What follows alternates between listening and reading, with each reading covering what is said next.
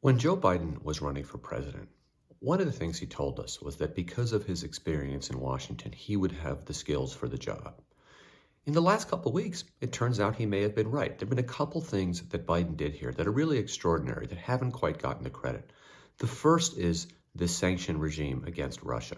This is an extraordinary sanction regime, really without precedent in history. And it would not have happened without not just the participation of the United States, but the leadership of the United States and the coalition building ability of Joe Biden. This is not the coalition of the willing in Iraq, where it was the United States, the United Kingdom, and a few other countries sending a very small number of troops. This is a real coalition with a lot of countries acting as equal partners, and it wouldn't have happened without Joe Biden. And the second thing is this.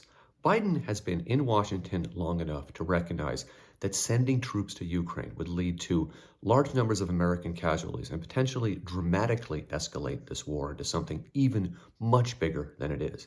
And so far, he has stuck with his pledge not to do that, despite increasing pressure on the right from people who will take no responsibility for this, who will not be the ones who are actually sending the troops into harm's way, and who certainly won't be in harm's way themselves to send troops. But Biden has been in Washington long enough that he's not being bullied by the far right. So far, what we've seen from Joe Biden on this Ukraine crisis, on this Russia's war on Ukraine, is that his experience has paid off.